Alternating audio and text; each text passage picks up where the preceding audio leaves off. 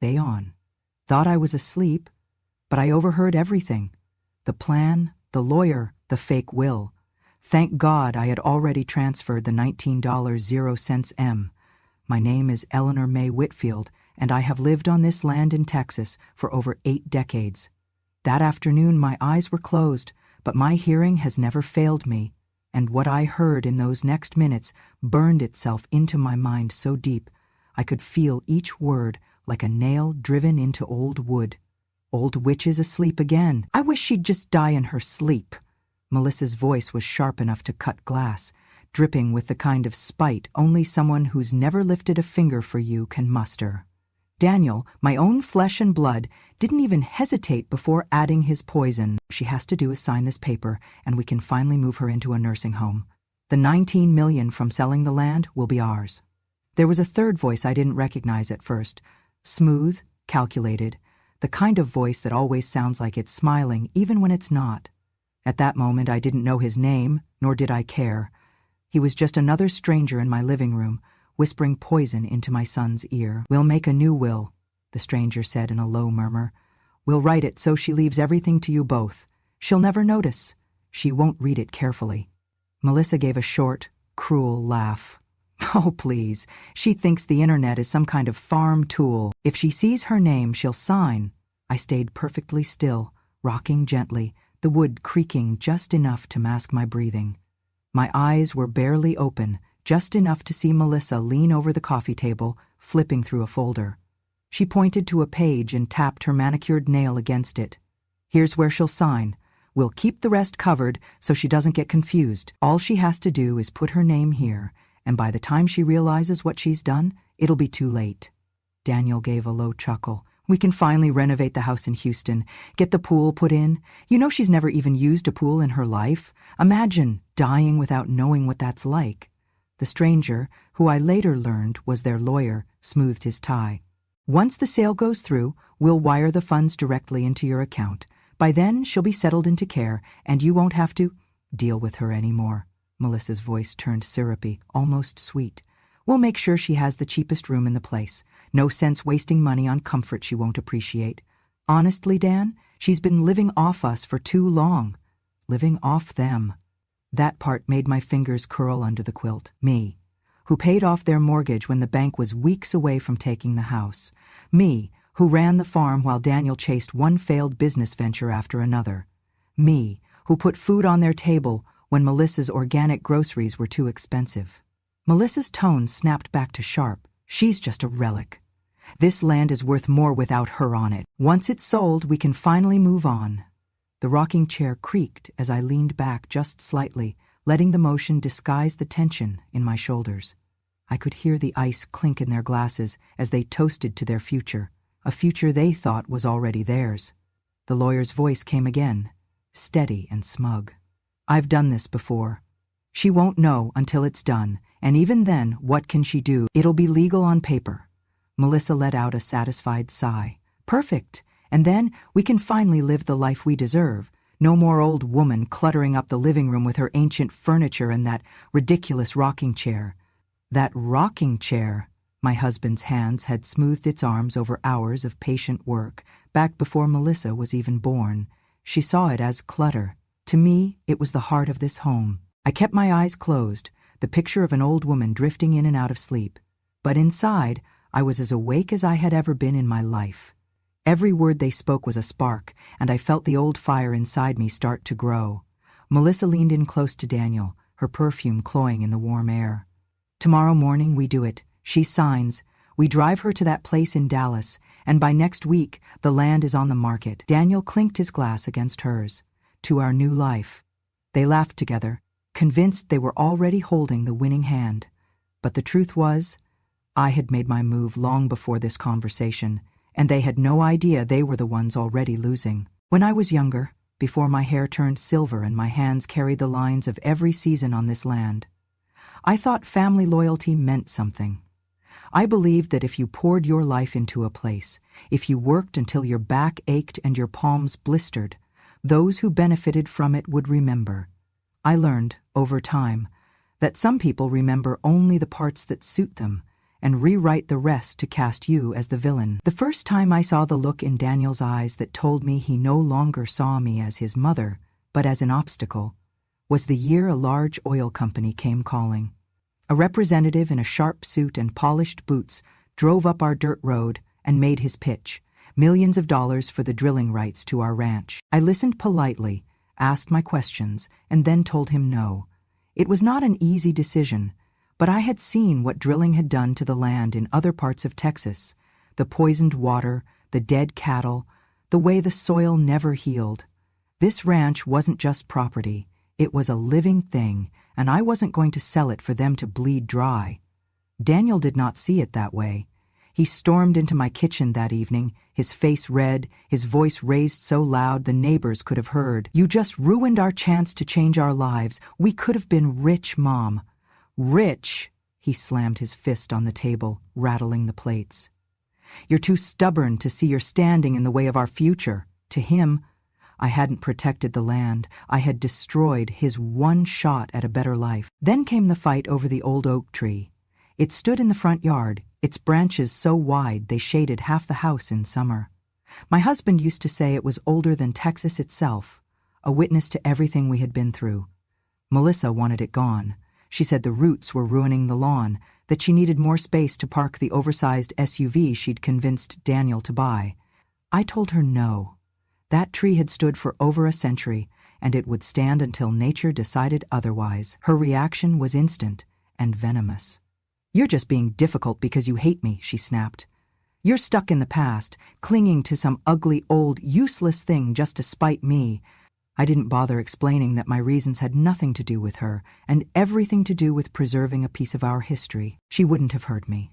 The worst insult, though, came wrapped in something that was supposed to be a gift. When my granddaughter turned 5, I stayed up for weeks after chores were done, stitching her a doll from fabric I'd saved over the years, bits of her father's old shirts, pieces from my own dresses. It wasn't fancy, but it was made with love in every stitch. When I handed it to her at the party, Melissa took one look, wrinkled her nose, and tossed it into the kitchen trash. "We don't need this kind of country junk cluttering the house," she said loudly, making sure the other parents heard. My granddaughter looked at me, confused, as if she'd done something wrong by holding it. That one cut deep. "They've always told people I never helped them. But 15 years ago I sold the only piece of jewelry I truly valued, my wedding ring.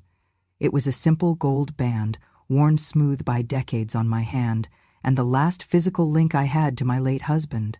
I sold it quietly, without a word to anyone, and paid off the rest of the mortgage before the bank could take the house. I didn't do it for thanks, but hearing them later tell friends, Mom never really contributed, was a kind of betrayal I hadn't expected. And then there was the restaurant idea. Daniel was convinced he could turn a run-down building in town into a high-end steakhouse. He came to me asking to mortgage the land for the loan. I'd run the numbers myself, knew the margins in that business, knew the debts he already had. It would have been a disaster. When I told him no, he accused me of jealousy. "You just don't want me to succeed," he spat. "You want me stuck here under your thumb forever." He didn't see that I was trying to save him from drowning before he stepped into the water. Each of these moments, taken alone, might seem small, an argument here, an insult there, but over the years, they built a picture in their minds of me as the enemy. Not the woman who raised him, not the grandmother who baked pies for birthdays and stayed up late sewing Halloween costumes, but some stubborn, bitter old woman standing between them and the life they thought they deserved. What they never understood was that every no I ever gave them was a shield, not for me, for them. And when they decided that shield was a wall to be torn down, they stopped seeing me as family at all. When my husband passed, the house went quiet in a way I had never known. His boots no longer sat by the door, his laughter no longer filled the kitchen, and the evenings felt endless without the sound of him strumming his old guitar. Grief is a strange thing. It sharpens some senses and dulls others. In my case, it sharpened the one that had kept this family afloat for decades, my instinct for survival. Not long after the funeral, I went through our papers and deeds, the same way I'd done every January for years. That was when I remembered the parcel of land in New Mexico. My husband had inherited it from his uncle, but we'd never done much with it. Too far from home, too dry for farming, and not worth selling for peanuts. But times had changed. Energy companies were looking west for wind power, and the gusts in that part of New Mexico could knock a grown man off his feet. I reached out quietly, no one the wiser. A month later, I was sitting across from a man in a crisp suit from a wind energy firm. He made an offer I could hardly believe. $19 million for the rights to build their turbines there. I didn't blink. I shook his hand, signed the papers, and walked away knowing I had just bought myself a kind of freedom most people never taste. But money in a single lump is like meat left out in the sun. It draws flies fast. So I split it. A portion went into a small organic farm cooperative in Vermont run by a friend from my college days, a place where the soil was rich and the people richer in heart. Another portion went into stocks from companies I had researched for months: clean energy, battery technology, sustainable agriculture. The rest I sent quietly to a bank in Oregon, one with no ties to Texas, under accounts that would never make the local gossip rounds. I lived exactly as I always had, cooking my meals, tending the garden, mending my clothes instead of buying new. Let them believe I was still barely scraping by. Their underestimation was my armor. Then came the decision that would be the final nail in their coffin, though they didn't know it yet. One late autumn afternoon, I drove into town, went to the notary's office, and signed the transfer of this Texas land, the land they thought was their golden ticket, to the Natural Heritage Conservancy. It was an airtight gift, no takebacks, no loopholes. The Conservancy would keep the land untouched, preserving the oak, the pasture, the creek where Daniel used to fish when he was a boy. The paperwork was signed, stamped, sealed, and tucked safely away. I told no one. Not my neighbors, not the preacher, not even the friends I still spoke to on the phone now and then. The fewer who knew, the stronger the blow would be when the truth came out. For the next few years I endured their sighs when I couldn't pay for new curtains, their eye rolls when I brought vegetables from my garden instead of store-bought pies to Sunday dinners. I let Melissa brag to her friends that they'd inherit the whole place soon enough, smiling quietly when she thought I wasn't listening. I let Daniel talk about when we sell the ranch, as if I were already in the ground. I never once corrected them. I never once hinted at what I had done, because timing, I've learned, is everything, and if you want a knife to land deep, you have to wait until the other person leans in. The deed sat locked in my desk drawer, beneath my husband's old fishing license and a bundle of letters he had written me in our courting days. Every so often, I would open that drawer and look at the official stamp, the Conservancy's name in bold print, and I would feel that old oak tree standing a little taller in the yard. They thought they were circling me like vultures, waiting for me to drop so they could feast. They didn't realize the feast had been packed up and sent out of state years ago, and all they'd be left with was the tablecloth. That night the house felt colder, though the heater hummed in the background.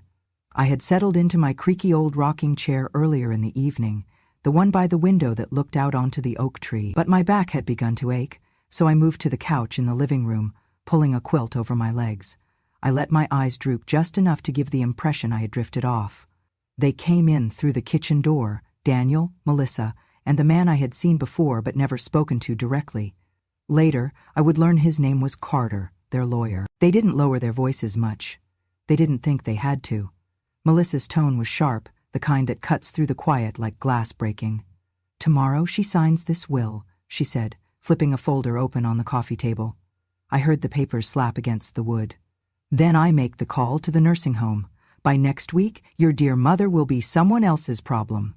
Daniel's voice followed, low and eager. "Once that's done, we sell the land, split the money, and finally lived like we should have years ago. No more of her nonsense, no more guilt trips. We move forward like she never existed." I felt my stomach twist, not from shock, but from the cold confirmation of what I had known for a long time. They weren't waiting for me to pass. They were planning to shove me out of the way while I still breathed. Melissa gave a little laugh then, the kind I'd heard when she was showing off to her friends. I heard the faint clink of the cabinet door opening, but I kept my eyes shut. Whatever she was doing, I knew it would not be done with kindness. My hands tightened beneath the quilt until my knuckles ached. That photograph had survived every move, every storm, every year since his death, and now it lay in pieces, at the feet of a woman who had married my son but never once tried to understand the life we had built before she arrived. Carter cleared his throat then, his voice a snake sliding through the room. We'll need her to sign in front of me so it looks legitimate. She's old. She won't read every page. We'll slip in the clause that transfers the property to you both, no problem, Daniel chuckled. She trusts me enough to sign anything. She still thinks I'm that boy who used to fix the fence. For her, she doesn't see how much I've grown past all this. I could almost hear the gesture he must have made, dismissing the house, the land, the life that had raised him. I stayed still, breathing slow, my eyelids lowered.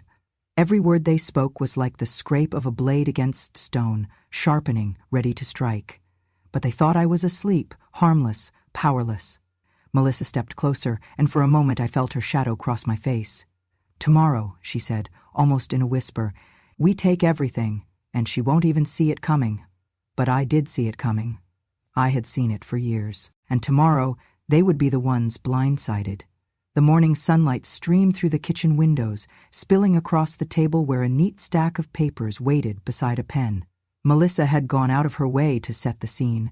A pot of coffee, a plate of biscuits, and a forced smile plastered on her face. Daniel stood behind her, arms crossed, looking more like a guard than a son. Carter the lawyer sat at the far end of the table, his briefcase open and his eyes darting between the three of us. He was clearly trying to appear casual, but his fingers drummed against the leather as if he were counting down the seconds until I signed. Melissa slid the papers toward me. It's simple, really, she said in that sugar-dipped voice she used when she wanted something. Just a formality. Sign here, and we can all move on without any more stress. Daniel added, It's for the best, Mom. This way, everything's in order. No confusion later. I looked down at the thick stack, the bold black title across the top reading, Last, Will, and Testament. I let my eyes skim the first few lines.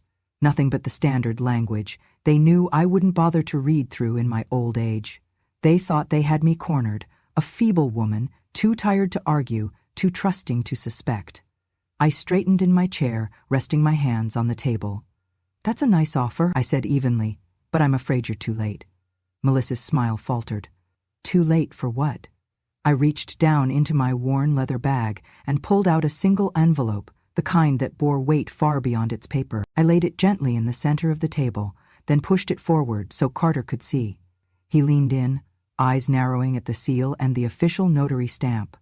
The moment he read the heading, the color drained from his face. This, I said, my voice steady, is the signed, notarized deed of gift for the property. As of last week, this land belongs to the Natural Heritage Conservancy, not to me, and certainly not to you. Melissa's jaw dropped. Daniel blinked, then leaned forward as if getting closer would somehow change the words printed in bold. Outside, a gust of wind rattled the window panes, as if the land itself had something to say about my decision. Melissa's fingers twitched on the table, like she was trying to grab at something that had already slipped through her hands. You gave it away? His voice cracked. I allowed myself the smallest smile. Yes, to something worth far more than greed. Melissa's hands flew to the papers in front of me. But the money, I cut in, was never yours to take. Long before this little family meeting, years before either of you thought to circle me like vultures, I had already made my own plans. I sold a separate parcel of land years ago in New Mexico for $19 million. That money has been long invested, spread out far from Texas. You were fighting over something that was never even here. Carter cleared his throat, gathering the fraudulent will and slipping it back into his briefcase without meeting my eyes. The man looked like he'd just been told the jury was back with a guilty verdict. Melissa's face was pale now, her hands clenching the edge of the table. You can't just— I can, I said softly. And I did. Daniel's face had gone red, a vein in his temple throbbing. For once, he didn't seem to have words. I let the silence stretch until it became unbearable, then rose from my chair. You should have been careful what you plotted in my house, I said, looking at each of them in turn. Because sometimes the person you think is asleep is wide awake, and with that, I tucked the envelope back into my bag and left them sitting there, surrounded by the bitter taste of a plan undone. By the next morning, the ripple had already turned into a tidal wave. Word spread fast in a small Texas town, But when that word carried a $19 million sting and the scent of betrayal, it spread like wildfire. The investors, the ones Daniel and Melissa had been bragging to for weeks, were the first to pull out. One curt phone call from their representative was all it took. Given recent developments, the voice on the line had said, "We will not be proceeding with the purchase or development. We wish you the best." It was the kind of best that meant you were finished. By noon, my phone, the one I rarely used, began to buzz with calls from people I hadn't spoken to in years. Some were neighbors who'd heard the gossip. Others were old friends who had seen my name in the headlines. The Texas Chronicle ran the story first, splashing my photograph across the front page. 82-year-old woman outsmarts family's attempted land grab. The article laid it all out: the secret plan, the fake will, the last-minute property transfer to the Natural Heritage Conservancy. They didn't hold back on naming Daniel and Melissa either, noting their attempt to defraud an elderly relative and their subsequent public humiliation. But what the paper didn't need to spell out, the internet gladly supplied. Someone, and I had my suspicions who, leaked the security camera footage from my living room. The grainy black and white video showed Melissa laughing cruelly, tossing my handmade gift into the trash. Caught her leaning over to Daniel and saying something that, even without audio, looked ugly. Then came the clear shot of her taking my wedding photograph from the cabinet and smashing it on the floor. Within hours, the clip was everywhere: Facebook, Instagram, TikTok. People slowed it down, zoomed in, added captions. The comments section filled with strangers defending me and tearing into her, calling her heartless, trash in heels, and the poster child for greed. The fallout came quick. At the Sunday service, Pastor Williams pulled me aside with a gentle hand on my arm. "You should know," he said quietly, "they won't be allowed to participate in any church events for the time being. Too much unpleasantness." The grocery store where Melissa used to put her cart on credit told her point blank they weren't extending it anymore. At the coffee shop, the barista who had once fawned over Daniel pretended not to hear his order. Even the people they'd counted as friends stopped returning calls. By the end of the week, the two of them were like ghosts in their own town, visible but unwelcome. Every time they walked into a room, conversations stopped. People stared, whispered, shook their heads. And through it all, I kept to my quiet routines: morning coffee on the porch, evenings in the garden. Not out of malice, but because I knew that the less I reacted, the more their shame would fester. It turned out, you didn't need to raise your voice to ruin someone. Sometimes, all you had to do was let the truth be heard. A year can change a lot, but for Daniel and Melissa, it had been nothing but a slow, grinding collapse. The tax investigation had started quietly, just a letter in the mail from the State Revenue Department. But when the auditors uncovered their creative bookkeeping and undeclared side deals, it snowballed. The government seized their house first, then the luxury SUV, then the smaller sedan Melissa used for errands. Bank accounts were frozen, credit cards declined, even the cheap jewelry Melissa had bragged about was boxed up and taken as non-essential assets. They ended up in a dim, musty one-room rental on the outskirts of town, the kind of place where the walls smelled of mildew and the neighbors argued loud enough for the whole block to hear. But even that proved too much. 2 months later, the landlord shoved an eviction notice under their door for non-payment. By the time I saw them again, they were down to the clothes on their backs and a hand-painted cardboard sign that read, "Anything helps." It was a gray Texas afternoon, rain coming down in steady sheets. I was driving back from the feed store when I passed the coffee shop, the same one where, years ago, Melissa had sat at the front window bragging to anyone who'd listen about the soon-to-be million-dollar home she and Daniel were buying. Now they were huddled under the awning, soaked to the bone, Daniel's hair plastered to his forehead, Melissa's mascara running in dark streaks. Her eyes were on the ground, but his darted up just long enough to meet mine as I slowed the truck. I stepped out into the rain, my boots splashing in the shallow puddles, and walked toward them. Melissa's face twisted, pride and desperation warring in her expression. As I reached into my coat pocket, I pulled out a single $10 bill and held it out to her. She hesitated, but the look in my eyes told her it wasn't an offer she could refuse. I placed it gently in her cold, wet hand. "Enough to buy something for dinner tonight," I said quietly. "And don't waste any more of Texas's oxygen." Her jaw tightened, but she said nothing. Daniel shifted beside her, his shoulders hunched like a man trying to disappear. For a brief moment, I thought about every Sunday dinner, every Christmas morning, every sacrifice that had led us to this corner in the rain. And then I realized they had chosen this road, one lie at a time. I turned and walked back toward my truck. That's when a man coming out of the coffee shop stopped me. He was middle-aged with kind eyes and a knowing smile. "Excuse me, ma'am," he said. "Aren't you the one who saved that conservation land last year?" I met his gaze for a moment, then simply smiled. "Just doing my part," I said, and climbed into the cab. As I drove away, the rain blurred my rear-view mirror, but I could still make out the two of them, sitting there in silence, clutching that $10 bill as if it were the last thing they had left in the world. And maybe, in that moment, it was. The seasons rolled over Texas like a quilt being turned in the night. One morning I woke to find frost on the garden gate, and by afternoon the sun had warmed the soil enough for planting collard greens. Life, I realized, is a lot like a Texas winter, sometimes biting, sometimes gentle, but always moving forward, whether you're ready or not. It had been nearly a year since that rainy afternoon outside the coffee shop. Daniel and Melissa had long since left town, chasing rumors of work in another state. No one had seen them since. People still whispered about what Eleanor did, and every so often a stranger would stop me in the hardware store to thank me for protecting the land. I liked the quiet now. My days were slow and full. Morning walks past the fence line, tending the chickens. Afternoons reading on the porch swing with the wind combing through my hair. I thought my story was mostly written. But life, as I've learned, sometimes slips in an extra chapter when you least expect it. It started on a Tuesday at the feed store. I was bent over a stack of seed catalogs when I heard a voice behind me. Deep, steady, the kind of voice that made you think of old country songs played on vinyl. "Excuse me, ma'am," it said. "Do you know if this brand of feed's any good for layers?" I turned and found myself looking into the bluest eyes I'd seen since my youth. The man was tall, weathered by sun and wind, wearing a straw hat that looked older than some of the clerks in the store. He held a bag of chicken feed in one hand and a pair of work gloves in the other. "Depends," I said, straightening. "How spoiled are your hens?" That made him laugh, a warm, unhurried laugh that seemed to come from somewhere deep inside. "Spoiled enough to think they run the place," he said. His name was Henry Callahan.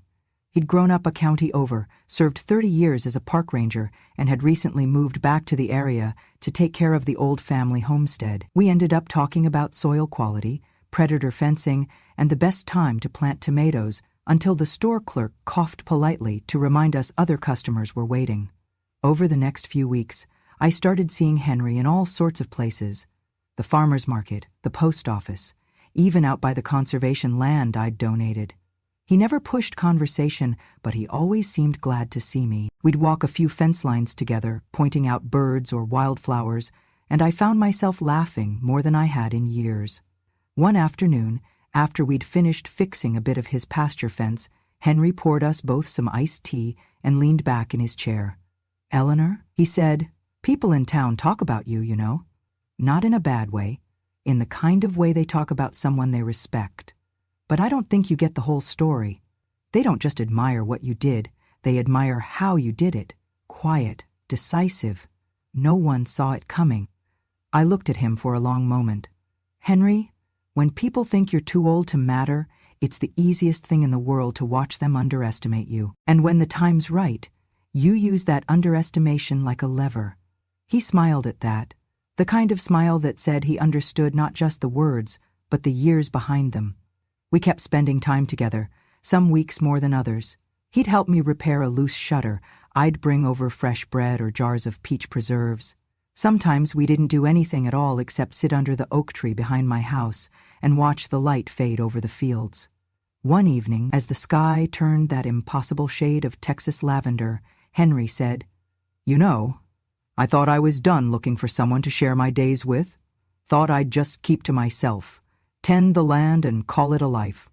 But you, he hesitated, rubbing the brim of his hat. You make the quiet feel fuller, not emptier. It had been decades since anyone had spoken to me that way.